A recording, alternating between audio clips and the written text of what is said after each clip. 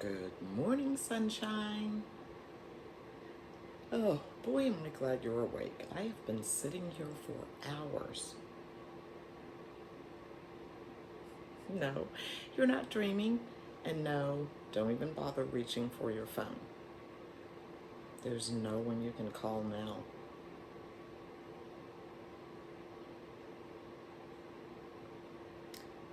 I can hear your thoughts, you know. You cannot possibly think that I would want anything you have in this pathetic little hovel you call home. My name is Azrael. I'm not here to rob you. I'm here to collect what you owe. I've watched every moment of your life. You're a rarity, a truly evil human. It's like instead of a soul, you have this black hole that swallows every ray of light and goodness and hope and leaves a trail of destruction in its wake. People like you make me wonder if it's even worth it at all.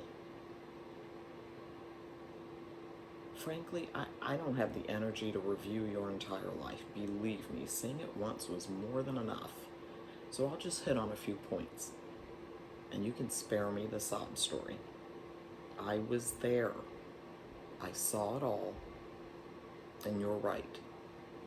In some ways, your dad was kind of an a-hole.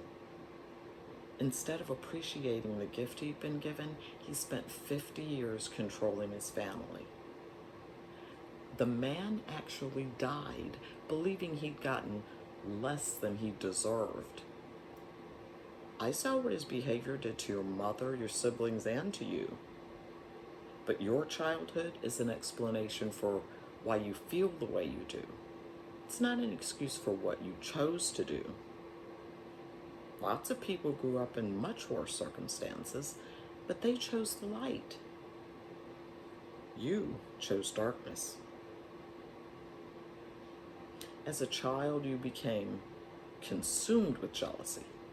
You bullied and beat up every child who appeared to be smarter, better looking, or more popular than you. Even the ones who tried to be your friends. You didn't just need their pain. You enjoyed it. Do you remember when you were a teenager and you invited your nephew to go camping with you? This particular nephew had some self-esteem issues, unsure where he fit in. But being invited to go camping with his uncle made him feel special, included, loved. And like most young boys, he spent the first hour of that weekend running around that campsite like a lunatic, laughing, pretending, planning the weekend. He showed the kind of pure, genuine joy that only comes from trust. And you couldn't stand it. So on one of his laps running around the campsite, you tripped him, and he fell hard. The pain and embarrassment of that fall ruined the whole weekend for him. He didn't enjoy a single moment. He just wanted to go home. That sadness was what you wanted. Dimming his light was exactly what you intended to do. It's what you always intend to do. As an adult, you embezzled over $250,000 from your business, and you set your partner up to take the fall. When he saw just how neatly you had painted him into a corner, that his whole world was about to come crashing down, he gave up, leaving his wife and kids to deal with the debt, the pain, and the loss.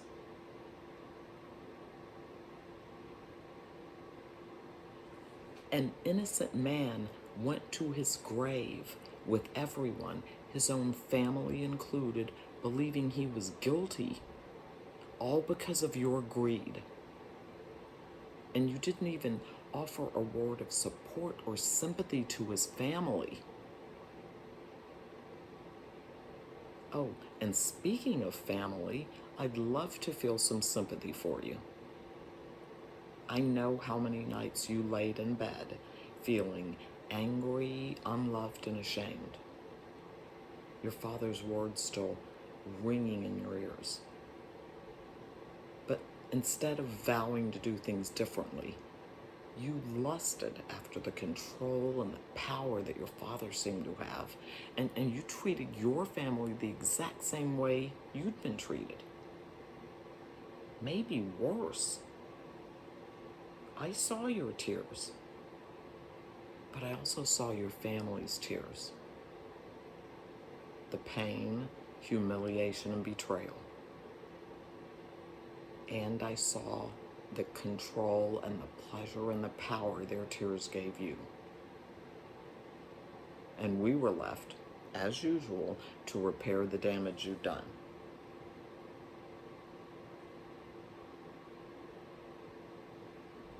I see you're finally beginning to understand where this is going, but you got one thing wrong. You guys always get this part wrong. You have the wrong impression of hell. It's not exactly what you'd call a one-size-fits-all kind of place. Think of it as a customized car. Hell, where we tailor your eternal punishment to fit your sins. Yeah, it's kind of like that. Bee stings, fire, and pitchforks wouldn't teach you a damn thing. In the end, there was really only one option. You're going to spend eternity with your father.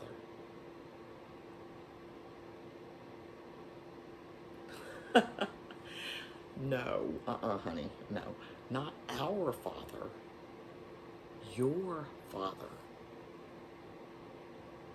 You're going to spend eternity being mocked and insulted until you are left feeling like a worthless piece of shit.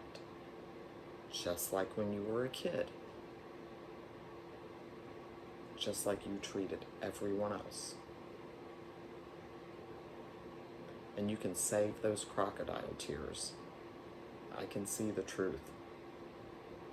Those aren't tears of remorse for the pain you caused. Just like everything else in your life, those tears are for you.